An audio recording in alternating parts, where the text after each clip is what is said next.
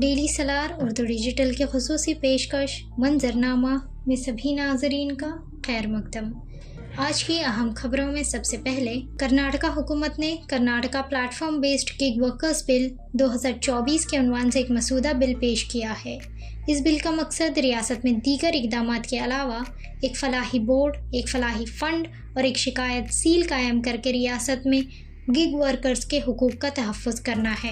State labour department نے کہا، بل کے اہداف پلیٹ فارمز پر مبنی گگ ورکرز کے حقوق کا تحفظ، سماجی تحفظ، پیشہ ورانہ صحت اور حفاظت کے حوالے سے جمع کرنے والوں پر ذمہ داریاں عائد کرنا ہے، خودکار نگرانی اور فیصلہ سازی کے نظام میں شفافیت کو یقینی بنانا اور تنازعات کے حل کے لیے طریقہ کار فراہم کرنا ہے۔ کرناٹکا مہاراشٹر کے بعد دوسرا سب سے بڑا GST جمع کرنے والی ریاست بن گئی ہے، جس میں حال ہی میں 21,000 کروڑ روپے جمع ہوئے۔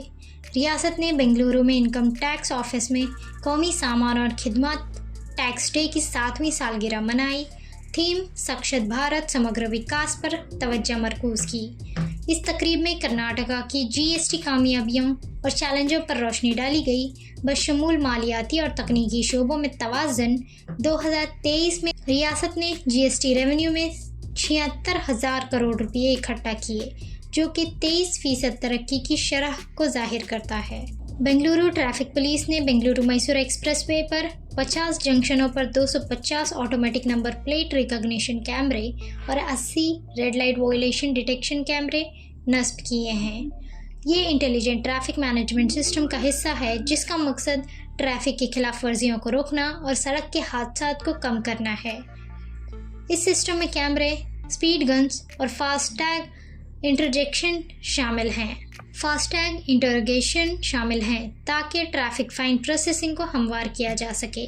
خلاف ورزی کرنے والوں کو SMS اطلاعات موصول ہوں گی۔ بنگلورو کو قریبی اضلاع تعلقہ سے جوڑنے والی بڑی شاہراہوں پر ITMS کیمرے نصب کرنے کے منصوبے بھی چل رہے ہیں، جس میں ٹریفک کے معلومات کو حقیقی نشانات ہیں۔